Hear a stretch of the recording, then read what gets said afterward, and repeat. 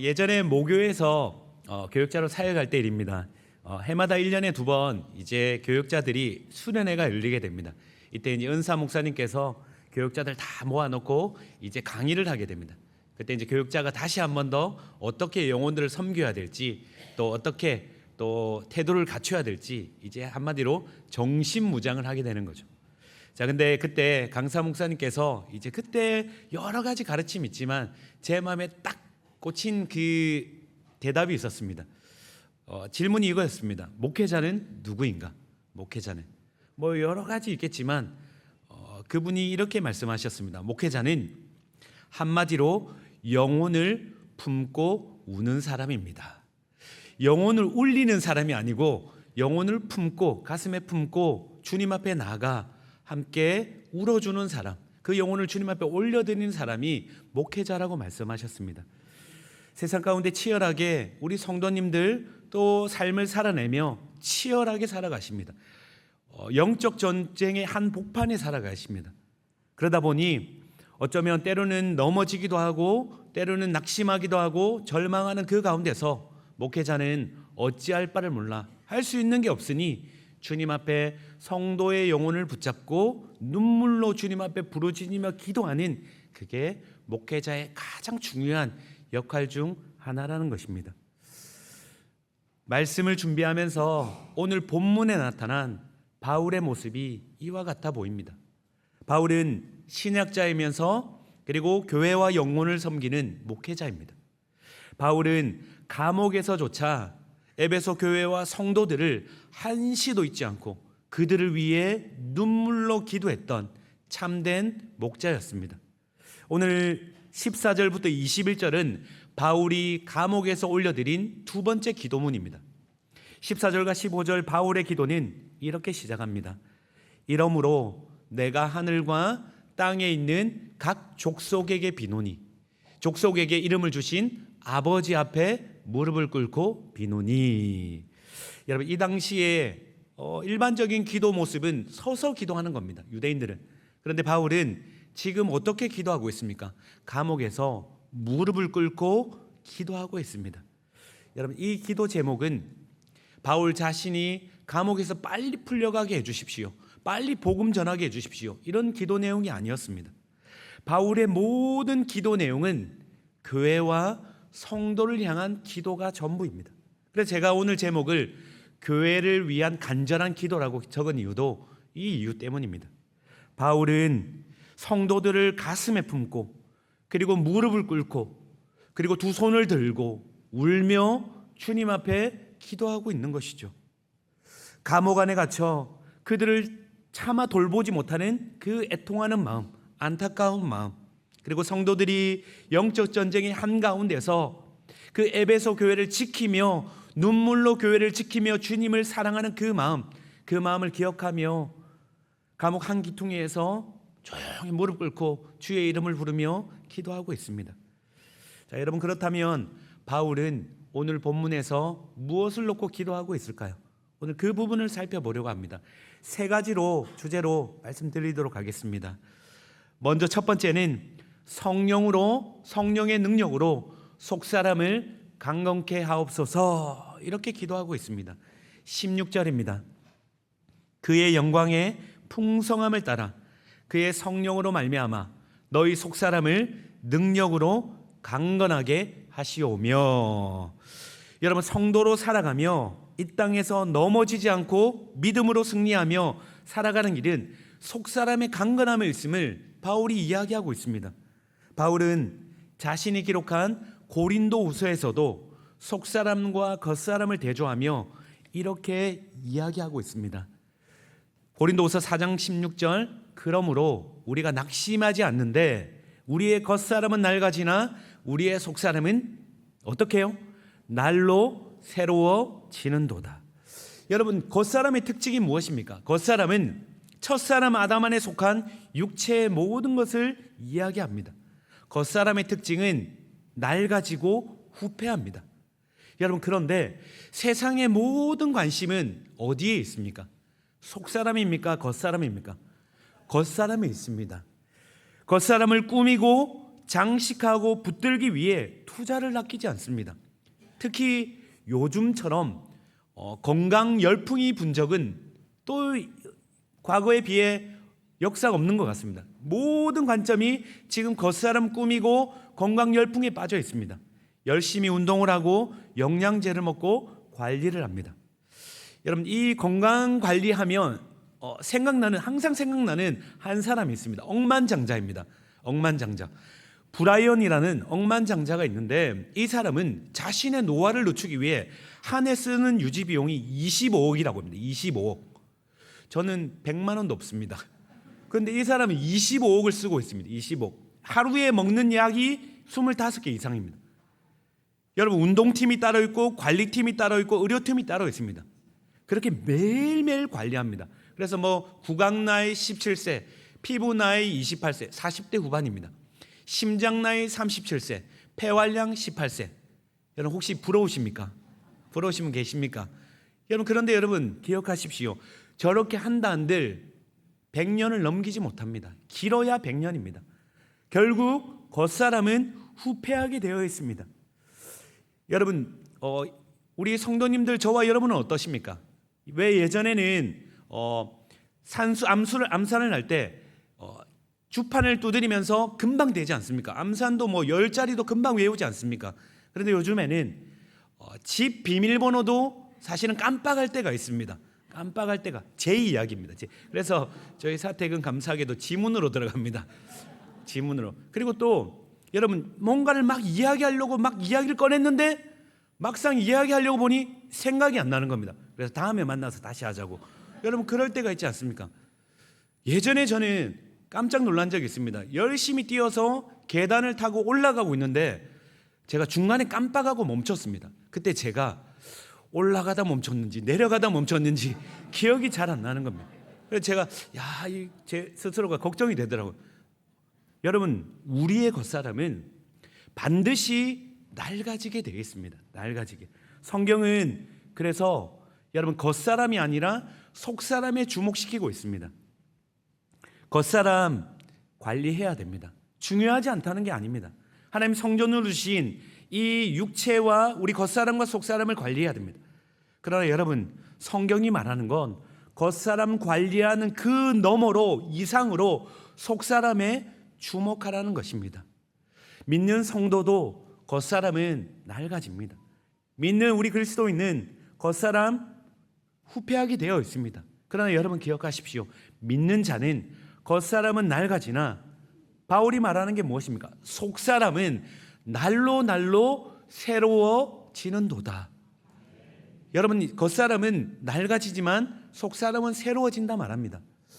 매주 수요일이면 우리 평안교회는 수요 예배를 드립니다. 그때 우리 권사님들, 집사님들, 우리 권사님, 집사님 예배당 안으로 들어올 때 겉사람이 낡아지셔서 육신의 연약함 때문에 지팡이를 지시고 한 걸음 한 걸음 뛰면서 어렵게 자리에 털썩 앉으십니다.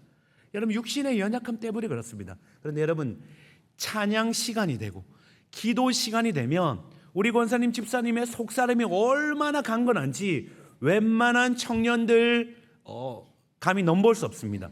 뜨겁게 찬양하시고 뜨겁게 기도하십니다. 왜 그렇습니까? 겉사람은 연약해도 우리 권사님, 집사님, 믿는 성도의 속사람은 너무너무 날마다 새로워지고 강건하기 때문입니다.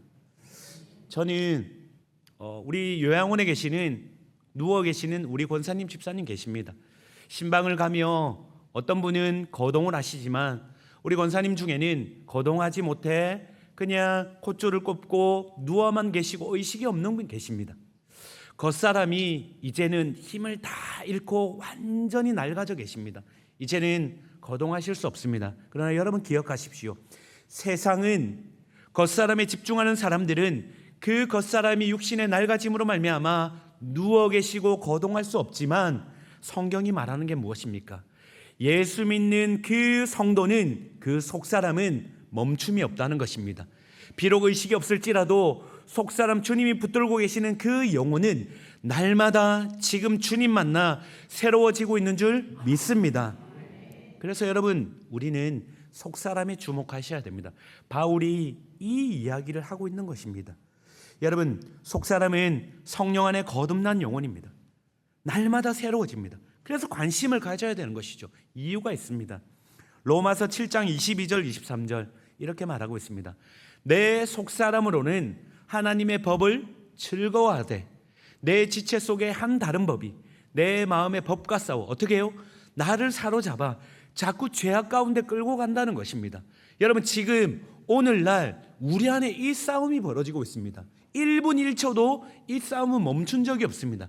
예배당에 앉아있는 이 순간에도 속사람은 하나님의 법을 즐거워하며 기뻐하며 찬양하고 싶은데 내 마음에 또 다른 법이 내 속사람을 사로잡고 내 겉사람을 사로잡아 어디로 끌고 갑니까? 자꾸 죄의 길로 빠지게 만든다는 것입니다. 왜 자꾸 우리가 넘어집니까? 여러분, 이 이유 때문입니다. 여러분, 속사람이 강건하지 못하면 증상이 나타납니다. 여러분, 증상을 한번 잘 진단해 보십시오. 검진표를 제가 드리도록 하겠습니다. 신앙생활에 기쁨이 사라집니다. 영원한 하나님 나라에 속사람이 강건하면 하나님 나라를 갈망하게 되어 있습니다. 그러나 하나님 나라에 대한 갈망이 없습니다. 입술로는 주여 주여 외치지만, 예수님 믿습니다 외치지만 마음은 예수님께 대하여 굳어 있습니다. 신앙은 점점 형식 제국이 되어 갑니다. 자꾸만 반복적인 죄에 넘어갑니다. 그리고 상처를 쉽게 받습니다. 상처를. 그리고 그 받은 상처에 대해 쉽게 분노합니다. 여러분, 기억하십시오. 이 일은 성격 때문이 아닙니다. 내 성격이 원래 그래. 그렇지 않습니다. 여러분, 반드시 예수를 믿으면 성화되는 과정으로 주님이 우리를 견인해 가십니다. 예수를 닮게 만들어 가십니다. 그런데 어느 날부턴가 자꾸만 내 마음 안에 분노가 쌓이고 불안하고 마음이 요동친다면 속사람이 연약해져 있는 것입니다. 세상을 이길 힘도 죄를 이길 힘도 없습니다. 그래서 바울은 첫 번째 기도로 무릎을 꿇고 속사람이 강건케 되게 도와 주시옵소서 이렇게 기도하고 있는 것입니다. 자, 그렇다면 여러분, 어떻게 속사람이 강건케 됩니까? 바울은 우리 힘이 아니라고 말합니다. 강건케 된다는 것은 수동태입니다. 우리가 만드는 능력이 아닙니다. 성령의 능력을 통해 성령으로 말미암아 속사람이 강건케 하여 주시옵소서 이렇게 기도하고 있는 것이죠. 여러분, 성령이 임하면 어떤 일이 벌어집니까? 성령이 임하면 잘 드러난 사건이 에스겔 37장 에스겔 골짜기의 사건입니다. 여러분, 37장에 보면 이렇게 기록되어 있습니다. 너는 이 뼈에게 대언하여 이같이 이르기를 너희 마른 뼈들아 여호와의 말씀을 들을지어다. 그리고 그 마른 뼈에게 어떤 일이 벌어집니까? 성령이 부어집니다. 생기가 부어지니 완전 마른 뼈, 생기 하나 없는 죽어있는 끝장난 소망 없는 그 마른 뼈가 여러분 생기가 돋고 힘줄이 돋고 그리고 어떤 일이 벌어지죠? 군대가 된다는 것입니다. 여호와의 군대로 일어난다는 것입니다. 여러분, 이것이 성령의 능력입니다. 바울은 이 능력이 임하기를 기도하고 있는 것입니다. 여러분, 제자들은 어떻습니까? 그들은 겁이 많은 인생이었습니다.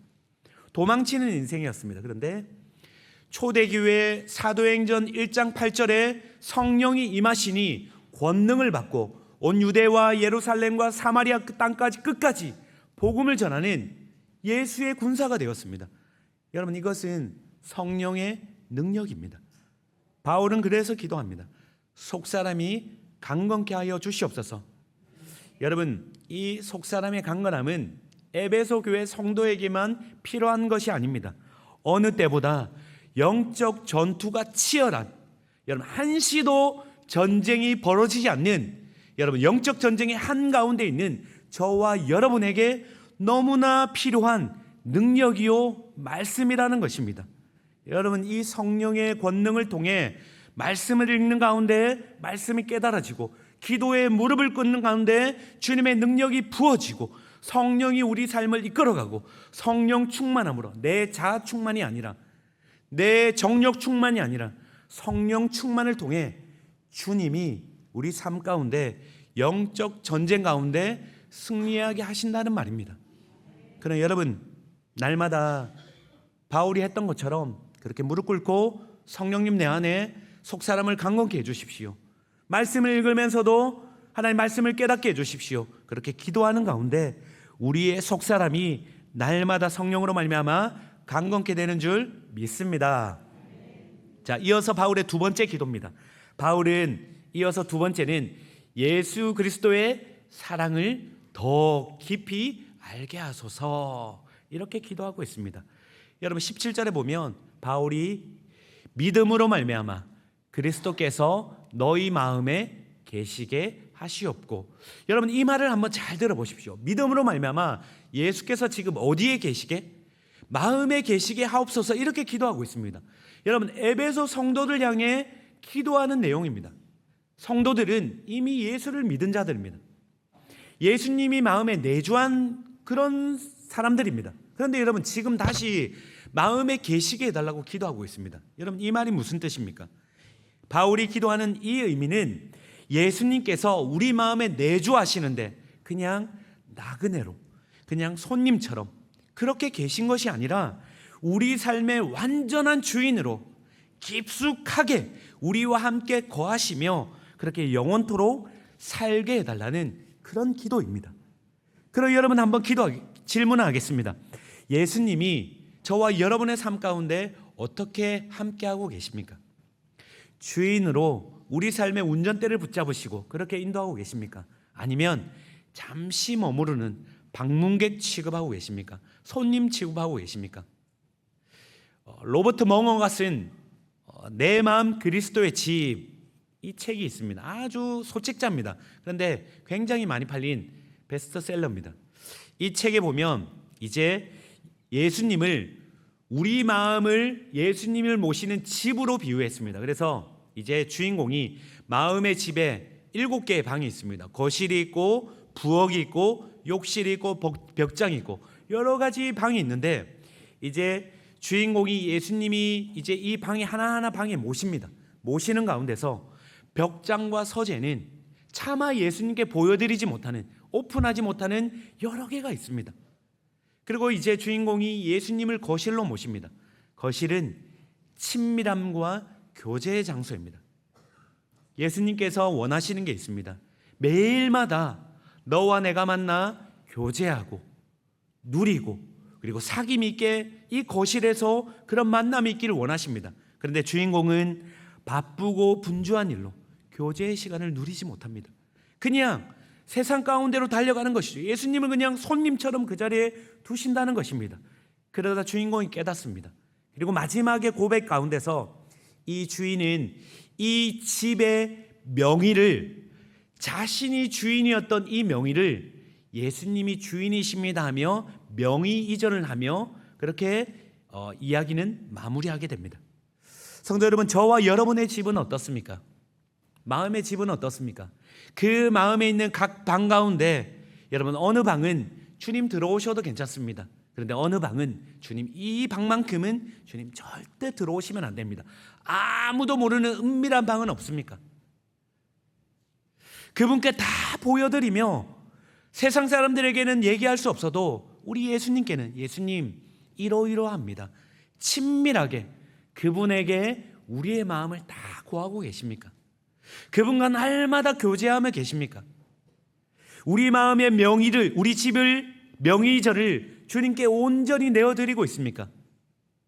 아니면 우리 마음의 집에 오신 예수님을, 주인을 손님처럼 그냥 왔다 가는, 불편하게 만드는 건 아닙니까?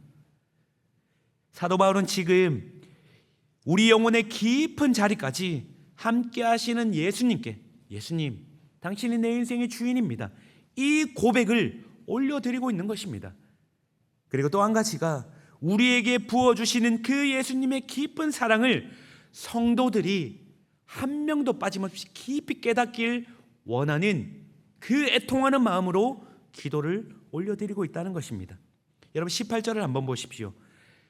능히 모든 성도와 함께 지식에 넘치는 그리스도의 사랑을 알고, 여러분 이 안다는 건 그냥 지식적으로, 교리적으로, 모태신앙으로 그냥 교회에 나와 반복적으로 들었던 이런 알미 아닙니다. 인격적이고 경험적이고 친밀함이 있는, 마치 가장 사랑하는 사람과 함께 있음을 말미암아 누리는 그런 관계를 말하는 것이죠. 바울은 이 기도 가운데서 지식에 넘치는, 우리의 이성과 지식을 초월하는 그 예수 사랑을 알게 해달라고 기도하고 있습니다. 여러분, 우리가 이 사랑을 알기 위해서는 옆에 계신 성도들, 가까이 있는 누군가를 한번 사랑해 보시면 충분히 알 수 있습니다. 이 사랑의 크기를. 여러분, 누군가를 사랑하는 일은 결코 쉬운 일이 아닙니다. 옆에 있는 성도를 사랑할 때, 가정 가운데 있는 가족을 사랑할 때, 여러분, 우리는 우리 안에 있는 그 사랑의 한계를 깨닫습니다. 아하, 그렇구나. 내 안에 사랑이 없구나. 나는 사랑할 수 없는 존재가 바로 나구나. 그걸 깨닫는 것입니다. 그래서 우리는 우리의 시선이 어디를 향하게 만듭니까? 여러분, 우리 안에 사랑 없음을 깨달음을 말미암아 바울은 그 사랑이 넘치는 사랑의 자리, 그리스도의 사랑이 있는 그 자리로 우리를 인도하고 있는 것입니다. 여러분, 사랑의 자리로 초대하며 사랑의 사도 요한도 마찬가지입니다. 요한이 말하는 그 넘치는 사랑의 자리를 한번 보십시오. 요한일서 4장 10절입니다. 우리 같이 읽도록 하겠습니다. 사랑은 여기 있으니 우리가 하나님을 사랑한 것이 아니요 하나님이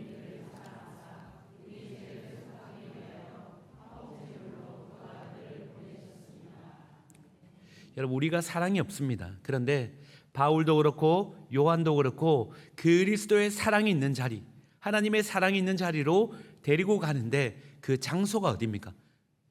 십자가 갈보리 언덕 아닙니까? 예수님이 십자가에서 화목제물 대신 그 자리로 인도해서 사랑 없는 우리를 향해 이 지식을 초월하는 그 사랑을 맛보라는 것입니다. 그 사랑에 거하라는 것입니다. 그 사랑에 푹 잠기라는 것입니다. 우리 얕은 사랑을 드러내는 것이 아니라, 그 사랑, 작은 사랑 붙잡고 허덕이는 것이 아니라, 십자가 그 사랑에 풍덩 잠겨서 온 영혼이 그 사랑에 녹아들 때까지 이 갈보리 십자가 사랑 앞에, 지식을 초월하는 사랑 앞에 잠기라는 것입니다. 여러분, 바울은 말합니다. 우리에게 주신 이 사랑의 크기를 누가 측량할 수 있습니까? 19절에 그 너비와 길이와 높이와 깊이를 바울은 이야기하고 있습니다. 그 너비와 길이와 높이와 깊이가 어떠함을 깨달아. 여러분, 이 구절에 대해 존 스토트 목사님은 이 구절을 이렇게 주석했습니다. 제가 한번 읽겠습니다. 그리스도의 사랑은 너비, 길이, 높이, 한번 보십시오. 그리스도의 사랑은 모든 인류를 포함할 정도로 충분히 넓고 영원토록 지속될 만큼 충분히 길고 가장 타락한 죄인에게까지 이를 수 있을 만큼 충분히 깊고, 타락한 죄인을 하늘의 위치로 올릴 수 있을 만큼 충분히 높다. 여러분, 이것이 그리스도의 사랑의 크기입니다. 넓고 길고 깊고 높은 초월적인 그리스도의 사랑을 강조하고 또 강조하고 있습니다. 그래서 여러분, 이 사랑에 들어가야 여러분, 우리의 속사람이 완전히 회복되는 것입니다. 성령의 능력으로 말미암아 강건케 되고, 이 그리스도의 사랑으로 말미암아 여러분, 우리의 속사람은 쉼을 누리고 회복하고 치유되고 그리고 일어날 수 있는 힘을 얻게 되는 것입니다. 여러분, 이 사랑의 십자가 사랑 앞에 들어가 빠진, 그리고 잠겨진 바울의 성도들을 향한 사랑의 고백 한번 들어보십시오. 바울이 지금 성도들을 향해 이렇게 고백합니다. 빌립보서 1장 8절. 내가 예수 그리스도의 심장으로 너희 무리를 얼마나 사모하는지 하나님이 내 증인이시라. 바울이 지금 자신의 심장으로 성도를 사랑한다 말하지 않습니다. 예수의 심장으로, 예수의 사랑으로, 그 크신 사랑을, 그 사랑으로 말미암아 바울이 녹아내리니 그 사랑이 흘러넘쳐 예수의 심장으로 여러분을 사랑합니다. 여러분, 누가 이 고백하시겠습니까? 바울만의 고백이 아닙니다. 저와 여러분이 동일하게 해야 할 고백이라는 것입니다. 성도 여러분, 저도 바울의 이 고백을 빌려 우리 평안 성도님들에게 이렇게 고백하고 싶습니다. 제가 예수 그리스도의 심장으로 우리 평안 성도님들을 얼마나 사랑하는지 우리 하나님이 증인되어 주실 줄 믿습니다. 네, 그렇게 달려가도록 하겠습니다. 여러분, 바울이 계속적으로 말하는 게 이것입니다. 성도 여러분, 이제 바울은 이어서 그리스도의 사랑의 깊이를 알고 난 후에 세 번째로 바울의 기도는 하나님의 충만하심으로 충만해지는 것, 이것을 이야기합니다. 19절 후반부를 보겠습니다. 19절 후반부, 하나님의 모든 충만하신 것으로 너희에게 충만하게 하시기를 구하노라. 여러분, 이 표현이 조금 어렵습니다. 하나님의 모든 충만하신 것으로 너희에게 충만하게 하시기를 구하노라. 여러분, 이 말씀은 하나님이 우리를 부르신 목적지까지 이끌고 가시겠다는 뜻입니다. 어디까지입니까? 우리가 어디까지 가는 것입니까? 하나님의 충만함이 있는 그 자리까지 죄인된 우리를 끌고 거기까지 도달하게 만들겠다는 것입니다. 여러분, 바울만 이런 기도한 게 아닙니다. 예수님도 이런 기도 올리셨습니다. 마태복음 5장 48절, 너희 아버지의 온전하심과 같이 너희도 온전하라. 여러분, 우리가 어떻게 하나님의 충만하심까지 충만할 수 있습니까? 우리가 어떻게 하나님 아버지의 온전하심까지 죄인된 우리가 온전할 수 있습니까? 그럴 수 없습니다. 그런데 바울은 감당할 수 없는 우리를 향해 이 기도를 올리고 있다는 것입니다. 여러분, 이 기도의 이유가 무엇입니까? 이 기도의 이유는 이 뜻입니다. 우리는 죄인으로 연약하지만, 넘어지지만 그것으로 끝나지 않는다는 것입니다. 넘어진 그 자리에서 마침표를 찍지 않습니다. 비록 중간에 넘어지고 불순종해서 깨어지고 그리고 좌절하지만, 여러분, 하나님의 충만하심의 그 자리까지 당신께서 우리를 끌고 인도해 가신다는 것입니다. 여러분, 이 가는 것은 우리가 가는 게 아닙니다. 우리 힘으로 가는 게 아닙니다. 우리 주님께서, 당신께서 끌고 가십니다. 어떻게 해요? 성령의 능력을 부어주시고 강건함을 통해 속사람을 일으키시고 예수의 크신 사랑으로 붙드시며 계속적으로 끌고 가십니다. 끌고 가서 끝까지 충만한 자리로 인도해 가신다는 것입니다. 여기에 소망이 있습니다. 그러나 여러분, 다시 말씀드립니다. 여러분, 스스로 바라볼 때 조금 부족해도 괜찮습니다. 조금 연약하셔도 괜찮습니다. 조금 때로는 의도치 않게 우리의 연약함 때문에 넘어지더라도 여러분, 그럼에도 불구하고 여러분, 괜찮습니다. 왜 그렇습니까?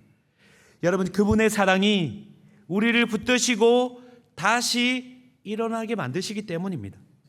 넘어지셨습니까? 다시 일어나게 만드십니다. 충만한 데까지 이르게 하시기 위함입니다. 그러나 여러분, 기억하십시오. 절망하시고 낙심하시고 그리고 좌절하실 때 여러분, 이 말씀을 기억하시기 바랍니다. 성령의 능력으로 주님이 인도하신다. 우리 주님의 사랑으로 나를 인도하신다. 우리가 바라봐야 할 것은 내 자신을 바라보는 것이 아니라, 바울은 한 번도 너희 자신의 사랑을 봐라, 너희 상태를 봐라, 그렇게 말한 적이 없습니다. 그리스도의 크신 사랑 앞으로 우리를 인도해내고 계십니다. 로마서 8장 38절 39절 바울이 고백하는 게 있습니다. 내가 확신하노니 다른 어떤 피조물이라도 생명, 천사, 권세자들 어떤 일도 무엇을요? 그리스도 예수 안에 있는 하나님의 사랑에서 끊을 수 없으리라. 절대 끊어지지 않습니다. 어떤 누구도 끊을 수 없습니다. 여러분, 이것이 저와 여러분을 향한 약속된 주님의 말씀입니다. 여러분, 이것이 성도의 견인입니다.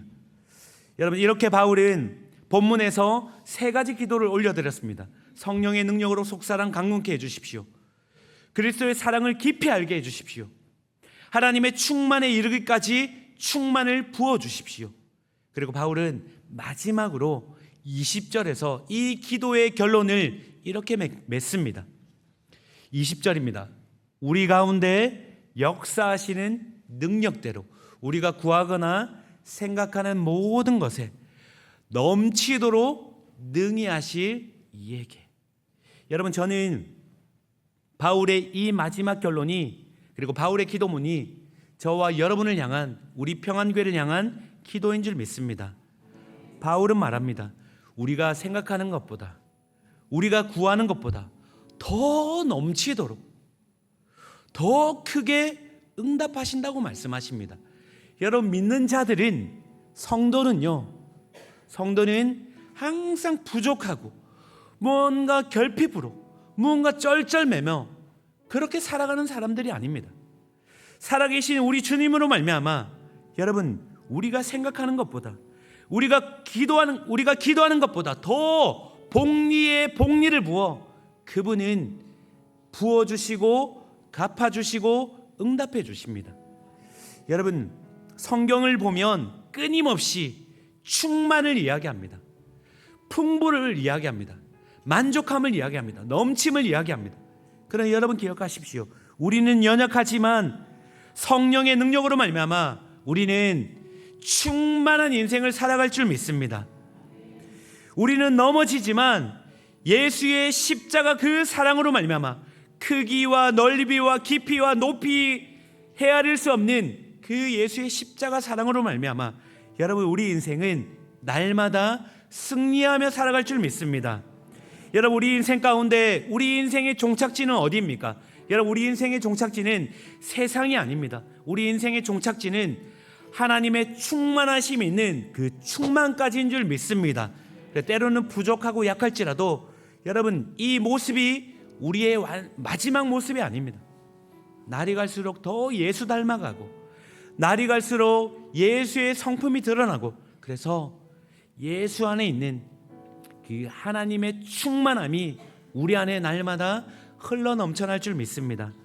여러분, 우리 인생 가운데 쪼들리고 바닥을 긁고 쩔쩔매며 그렇게 살아가는 인생이 아니라 우리 주님으로 말미암아 내 인생 충만합니다.